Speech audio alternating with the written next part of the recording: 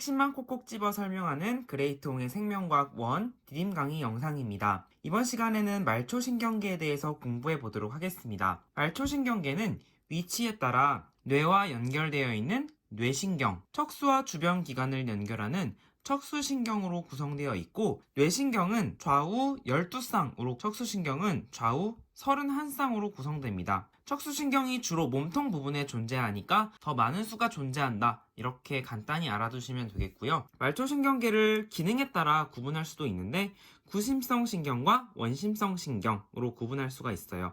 특히 이 원심성 신경은 운동신경으로 구성되어 있는데, 대뇌의 지배를 받는 체성신경과 대뇌의 지배를 받지 않는 자율신경으로 구분할 수 있습니다. 그리고 자율신경은 오늘 중요하게 다룰 교감신경과 부교감신경으로 나눌 수 있어요. 자, 그럼 먼저 원심성 신경에 해당하는 말초신경 중 체성신경과 자율신경을 구분해서 알아보도록 하겠습니다. 체성신경은 하나의 긴 원심성 신경으로 되어 있고, 축삭돌기 말단에서 아세틸콜린을 분비하여 골격근에 명령을 전달하게 됩니다. 자율신경은요, 위쪽에 있는 신경이 교감신경, 아래쪽에 있는 신경이 부교감신경으로 두 개의 뉴런으로 구성이 되어 있어요. 자, 그리고 여기에 신경절이라고 하는 구조가 존재하는데요. 뉴런과 뉴런이 맞닿은 곳을 시냅스라고 하죠. 교감신경과 부교감신경은 매우 많은 시냅스들이 모여서 존재하는 부위가 있습니다. 그 곳을 신경절이라고 불러요. 신경절과 시냅스는 조금 다른 의미지만 시냅스라고 이해해도 괜찮습니다. 자, 교감신경과 부교감신경은 신경절에서 아세틸콜린을 분비해서 신경절 이전 뉴런에서 신경절 이후 뉴런으로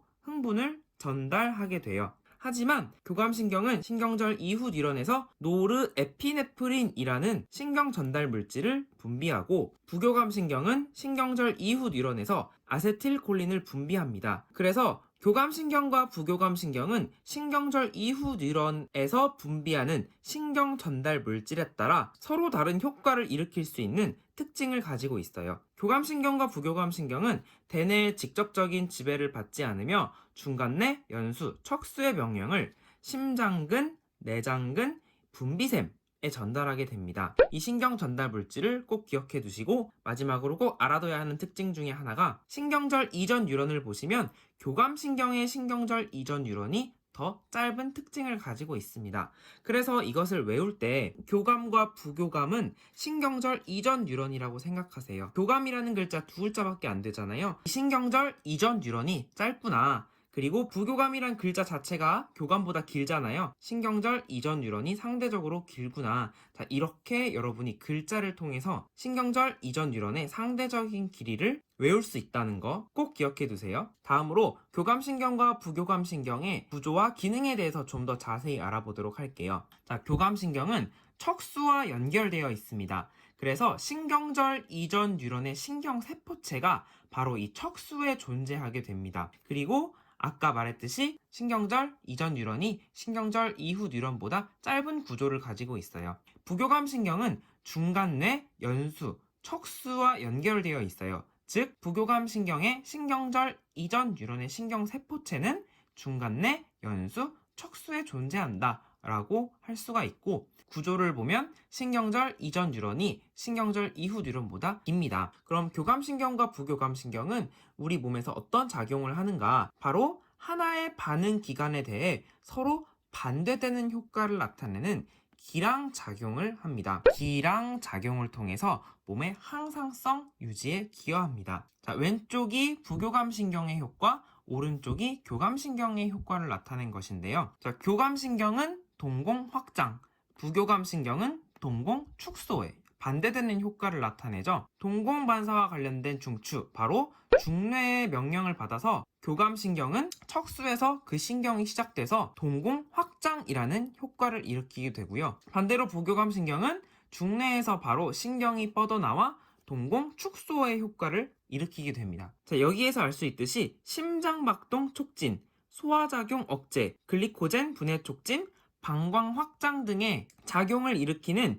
교감신경은 척수에서 신경이 뻗어나온다 라고 여러분이 꼭 알아두시기 바랍니다. 그리고 교감신경절은 척수와 거리가 가까운 곳에 존재하기 때문에 신경절 이전 뉴런이 신경절 이후 뉴런보다 짧구나 라는 것을 그림을 통해 알 수가 있어요. 자, 계속해서 부교감 신경을 보면은 심장박동, 호흡운동, 소화운동의 중추가 바로 연수였잖아요. 연수에서 직접 부교감 신경이 뻗어나와서 심장박동 억제, 소화작용 촉진, 글리코겐 합성 촉진의 역할을 합니다. 그리고 마지막으로 유일하게 척수 끝에서 뻗어나오는 부교감 신경이 배뇨 반사와 관련되어서 방광 수축 효과를 나타냅니다. 전체적인 반응을 보면 교감 신경은 긴장 상태에서 나타나는 반응들이다.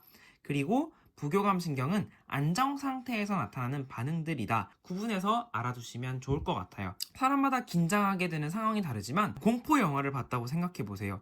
눈이 커집니다. 동공이 확장돼요. 그리고 심장박동이 빨라져요. 먹던 것도 체할 수 있죠. 소화작용이 억제되고요.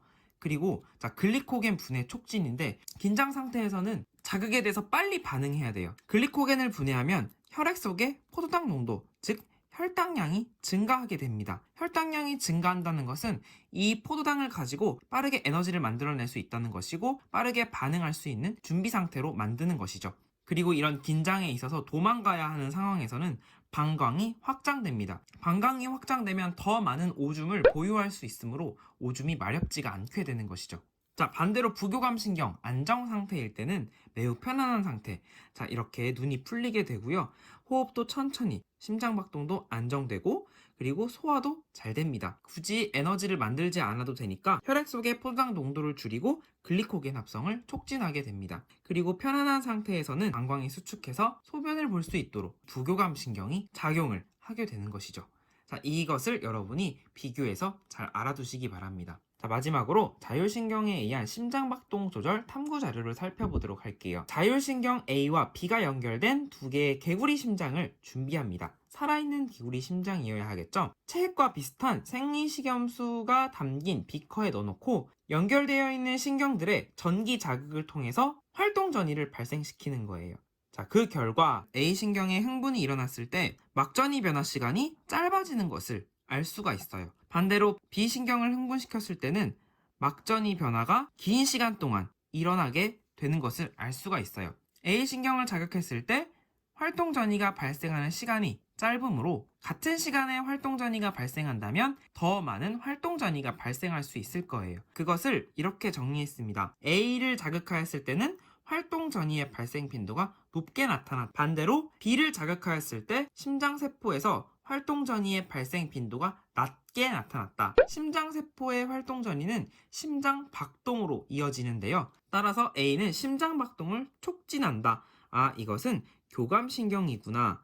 그리고 B는 심장 박동을 억제하는구나. 그래서 B는 부교감신경이었구나. 라는 것을 알 수가 있는 탐구 자료였습니다. 이번 시간에는 말초신경계에 대해서 공부해봤는데요. 그중 자율신경계에 대해서 중점적으로 공부했습니다. 다음 시간에는 호르몬에 대해서 공부해보도록 하겠습니다. 구독과 알림 설정 그리고 복습까지 챙기세요. 지금까지 그레이트 홍쌤이었습니다. 홍빠!